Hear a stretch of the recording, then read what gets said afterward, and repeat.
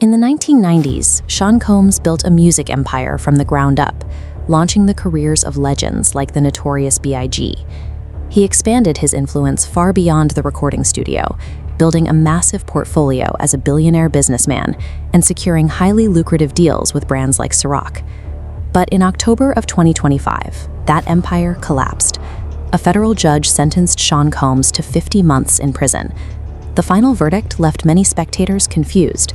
Combs had originally been indicted on a massive racketeering charge, accused of orchestrating a sprawling, mob-style sex trafficking operation that carried a potential life sentence.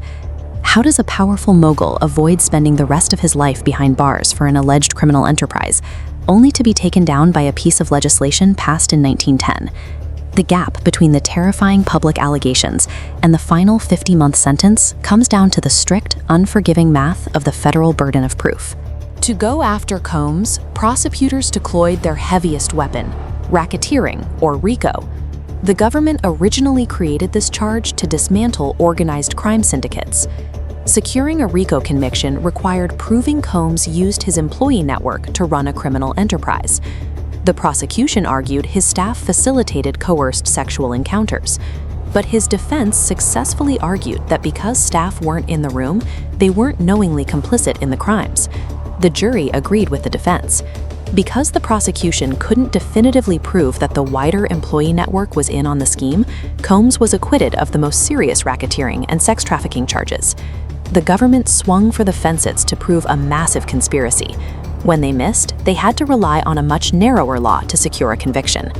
What the jury did convict Combs on were 2 specific counts of transportation for prostitution.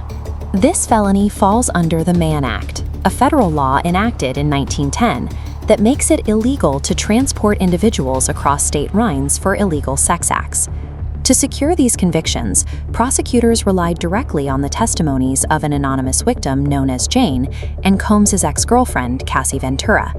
Their time on the stand provided exactly what the law required, proof that Combs himself transported them to locations where they would participate in prostitution. It completely bypassed the need to prove a wider staff conspiracy. The defense tried to get the charge thrown out by pointing to the Mann Act's troubled early history, arguing it was originally used to persecute consensual interracial relationships, but the judge denied the request. While the sprawling RICO charge fell apart in court, the precise, localized proof of crossing a state line under a century-old law formed the airtight trap that caught him. The 2 convictions under the Mann Act each carry a maximum sentence of 10 years. Prosecutors pushed for a minimum of 11 years behind bars. On the eve of his sentencing, Combs wrote to the judge asking for leniency so he could be home with his children.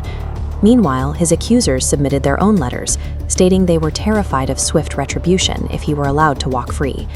Judge Arun Subramanian ultimately handed down a 50-month sentence, deciding that significant time was required to act as a deterrent. But his time in federal court is only the beginning.